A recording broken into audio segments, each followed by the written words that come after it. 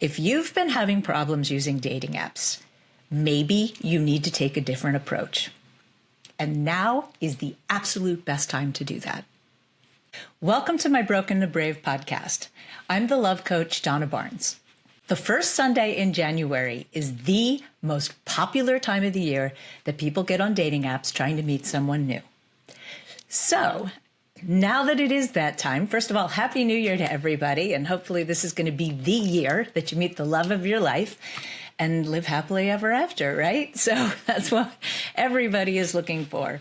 So today I want to talk about the best way to use dating apps and how to find somebody, and what not to do actually is also equally as important. Our friends and family usually know us very well, and sometimes even better than we know ourselves, right?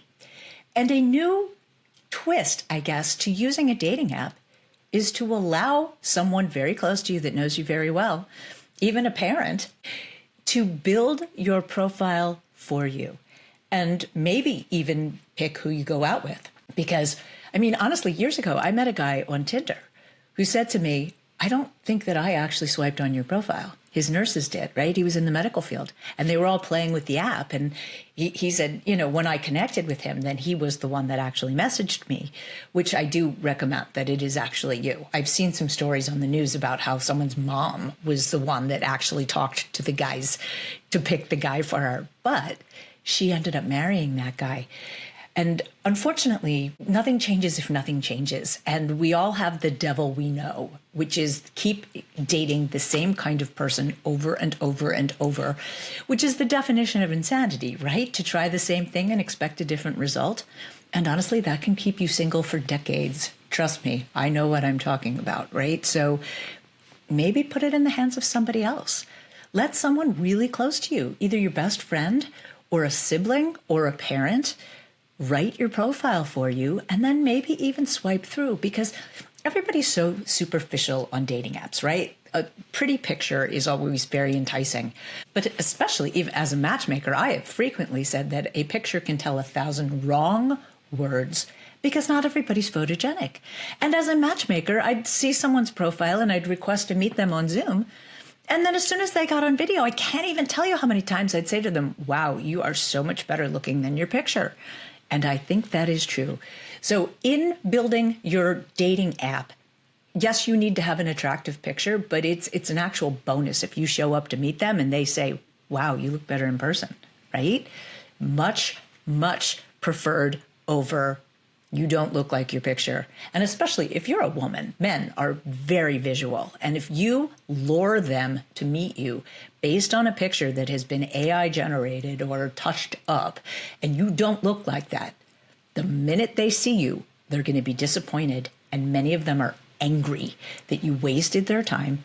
Because look, we're all busy and we all, you really don't want to go out and meet somebody until you've really kind of connected with them, which I do highly recommend that you have a conversation on the phone before you actually take the time to meet them in person, because you can learn a lot from somebody by how well you communicate on the phone, right? I mean, honestly, the greatest loves of my life, I can talk to for hours.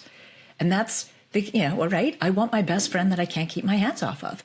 And that's where it starts from, right? I mean, my current guy, we talked for 5 hours when we first met. And then we talked many times before we actually met in person. So yeah, by the time we met in person, honestly, you get to a point where you're like, yeah, I hope they're as good in person, right? We talked on video, which I highly recommend. It's so easy now to really verify that someone is who they say they are in today's world. Ask to video chat with them. You can video chat, FaceTime on your phone, right? Or Google Meets, right?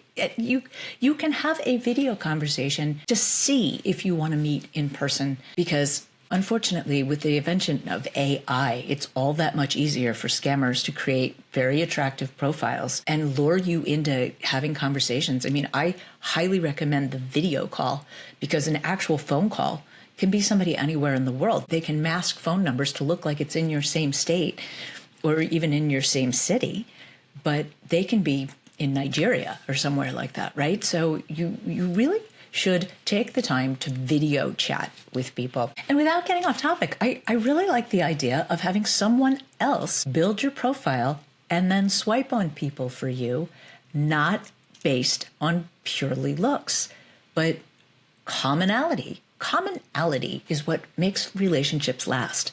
And that's that you're the same kind of people. I've talked about this a lot. It's helpful if you like to do the same things, but it's really that you're the same kind of people, that you have the same beliefs and ethics and goals, depending on how old you are, right? I mean, if you're of an age that you're looking to start a family, you need to hold a really strong boundary that you're not going to go out with anybody, which to that point, years ago, I'd come out of a relationship with a man that just was not capable of making the decision. And I was 39 years old. And I got on Match.com and I wrote a profile that said, I'm ready to get married and have children. If that's scary to you, please do not waste my time. And I was amazed at how many men responded to it and said, that doesn't scare me at all. I'm looking for that too. And a lot of female clients have said to me, wow, did that scare men off? And I said, yeah, it scared off the men that I didn't want to waste my time with, who weren't looking for that same thing too. And that's a huge life goal together, right? That's a big piece of it. So if you're of that age, be bold about that. This is what I'm looking for. And you can say, I'm not in a hurry, but this is my end goal.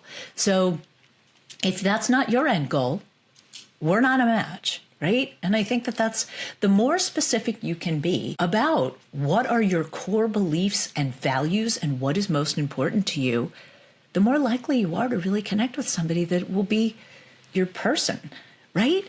Because unfortunately, most people don't even write that much, or what they write is what they put their best foot forward in what they think someone wants them to say or what they think someone is looking for. But that's a massive mistake, because if that's not accurate to who you are, you've now wasted time. Because, unfortunately, look, I've said this a lot. Most relationships only last 3 to 6 months because they're based on attraction. And yes, attraction is amazing, and that chemistry is just it's so hard to find, right? And if you find it, it's really fun. However, it usually doesn't last, because if that's all that you have, that does kind of wear off a little bit, right? But, psychologists believe that true love doesn't start until that I can't get enough of you phase ends. And if you've gotten to a point where you have a great sex life and now you're spending your life together and you're not really enjoying their company, that's why things go bad. So you can avoid that from the very beginning if you very accurately portray yourself in your online profile. So really the goal is, the guy that I met like on the Match.com when I had said I'm ready to get married and have children, when I read his profile, it was exactly me, right? What he said he was looking for, and then also to the things that he said he liked to do. And geez, that was one of absolutely the best relationships of my life, right? So that's exactly my point. The more you really align, and unfortunately, there's a lot of guys out there, I really don't encourage you to do this, that will just message everybody. It's like if you message everybody, somebody's got to respond, right? But that doesn't mean that they're actually right for you. So I really discourage that. That's not, and yes, it is a numbers game, but because timing is everything too, right? But getting back to my original point, the first Sunday in January is the most popular day of the year that people get on dating apps. It's a new year, it's a fresh start, and you got through the holidays. There's nothing coming up until you've got until like close to February 14th, which people stay off of apps, right? Because, Valentine's Day is a little bit tricky, right? So you have to meet somebody before Valentine's Day, or you have to wait till after Valentine's Day, right? So now is your opportunity to get on an app. And I highly recommend being as honest as you possibly can. Have a picture that accurately represents you, not highly retouched, not all glammed up. And like, it needs to look like what you are going to look like when you show up on a date to meet that person. Lying about anything is a massive mistake. People lie about their age. They lie about their height. And here's the thing about height. If you're a man and you're uncomfortable with your height and you add a few inches, as soon as she shows up, she's going to know. And if she cares about height, she's not going to be happy. Like it's not going to work, right? Unfortunately, I know it sounds shallow, but there are people that 100% care about height, and it's a deal breaker. And it's not because of any kind of, it's what you're actually attracted to, right? We all have a type. If I'm honest, I'm highly attracted to tall men. Most of the greatest loves of my life have been 6'2", 6'3", even 6'4". I'm 5'6", by the way, right? So it's such a massive turn on to me. If I can wear my highest heels and still be looking up at him, it just is. And if you're not tall, that doesn't mean that there aren't women that don't care about that. Because look, I'll tell you, as a matchmaker, I always asked people, do you care about height? And a lot of women said, no, I could care less, right? So, and I made another video about why you should ask out the tall girl, because some tall girls like smaller guys, because we're mostly attracted to, in others, the things that we feel deficit in ourselves. And I can tell you, for the first 20 years of my adult life, I was a model. And the bane of my existence is that I wasn't a few inches taller. Meanwhile, all my siblings are tall, right? Why am I the short one, right? But my point is that I'm highly attracted to tall men because it's something that I really wish that I had been. And I think it's the same for tall women. Sometimes like shorter guys, because they don't like that they're tall. They wish that they'd been shorter. You frequently see very tall women with shorter guys, right? So, and the biggest piece is don't decide for anybody else what they may want. I talk to clients about this all the time, where they say, oh yeah, but why would she want me? Or why would he want me? Or why would he be interested? No, stop that. You don't decide for anybody else what they may like or may want or be attracted to. Just be you, be confident about it, because confidence is exceptionally attractive. Be confident, be yourself, and let them decide if they like you or not, right? Because, you know, honestly, you see couples all the time sometimes where, like, there's one really attractive person and the other one's not so much, and you're a little bit like, I don't get that. It's because that person is exceptionally confident and has the charisma that is very attractive. And we all met a very outwardly beautiful person that, as we got to know them, we didn't find very attractive because of who they are, right? And vice versa. Somebody who wasn't a beauty, that as you got to know them, really grabbed your attention, right? That is highly true. So getting back to the app, the picture really isn't the most important thing, which unfortunately I think is what most people are swiping on. If there's anything at all that is remotely appealing about somebody, remember that most people are not photogenic. They're just not.